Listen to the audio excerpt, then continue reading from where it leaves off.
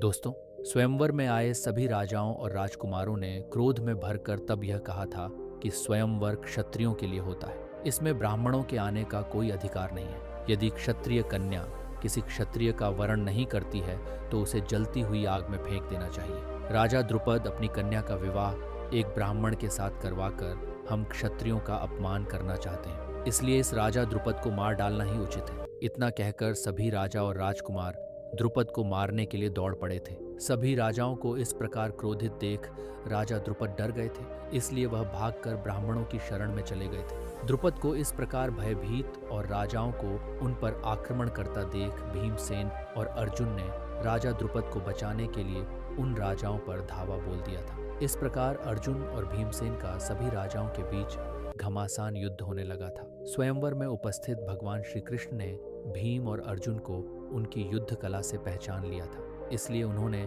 सभी के बीच में पड़कर उस युद्ध को शांत कराते हुए यह कहा था कि इस ब्राह्मण ने धर्म के अनुसार ही द्रौपदी को प्राप्त किया है, इसलिए तुम्हारा इस प्रकार इस ब्राह्मण से युद्ध करना उचित नहीं है। भगवान श्री कृष्ण के समझाने बुझाने पर सभी राजा युद्ध बंद करके अपने अपने राज्यों में लौट गए थे। भीमसेन और अर्जुन भी द्रौपदी को लेकर अपने घर की तरफ चल पड़े थे। भीम और अर्जुन ने जब द्रौपदी के साथ उस कुम्हार के घर में प्रवेश किया था जिसमें वह अपनी माता कुंती और भाइयों के साथ रहते थे, तब उन्होंने घर में घुसते ही जोर से आवाज देकर अपनी माता कुंती से यह कहा था कि देखो माँ, आज हम भिक्षा में क्या लाए हैं। पांडवों की माता देवी कुंती उस समय घर के भीतर थी, इसलिए उन्होंने भिक्षा को देखे बिना ही यह कह दिया था कि तुम पांचों भाई मिलकर उस भिक्षा को आपस में बांट लो। परंतु जब देवी कुंती ने बाहर आकर यह देखा कि वह भिक्षा राजकुमारी द्रौपदी है, तब उन्हें अपने कहे हुए शब्दों पर बड़ा ही पश्चाताप हुआ था। उस समय देवी कुंती ने अपने ज्येष्ठ पुत्र युधिष्ठिर से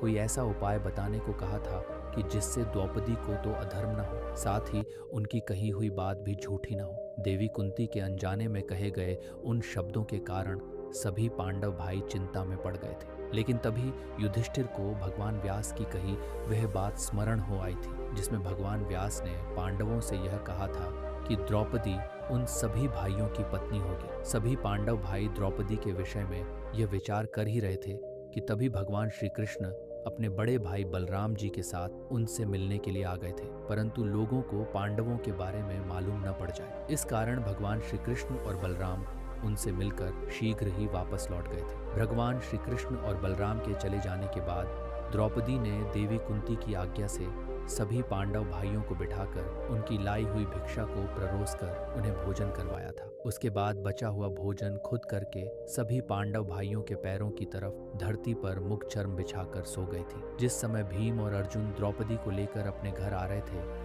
उस समय द्रौपदी के भाई राजकुमार धृष्टद्युम्न बड़ी सावधानी के साथ छिपकर उनका पीछा किया था, और वह इस समय भी कुम्हार के घर के पास रहकर अपनी बहन द्रौपदी और उन पांचों पांडवों पर नजर रखे हुआ था। अपनी बहन द्रौपदी का इस प्रकार भिक्षा में लाया हुआ भोजन करना तथा पृथ्वी पर मगचर्म बिछाकर सोना धृष्टद्युम्न को रास नहीं आया था, अतः वह अपनी बहन द्रौपदी की यह स्थिति देखकर बड़ा ही दुखी हो गया था। राजकुमार धृष्टद्युम्न की तरह ही उधर राजा द्रुपद भी अपने महल में बड़े बेचैन होकर अपनी पुत्री द्रौपदी के विषय में ही सोच रहे थे। राजा द्रुपद तो अपने मन में यह तक सोच रहे थे कि कहीं उनकी पुत्री द्रौपदी किसी क्षत्रिय या ब्राह्मण के स्थान पर किसी वैश्य या शूद्र को तो नहीं मिल गई है। अपनी इसी बेचैनी में राजा द्रुपद अपने मन की अधूरी रह गई इच्छा को दोहराते हुए खुद से यह कह रहे थे कि अच्छा होता मेरी सौभाग्यवती पुत्री नवरत्न अर्जुन को प्राप्त हुई होती।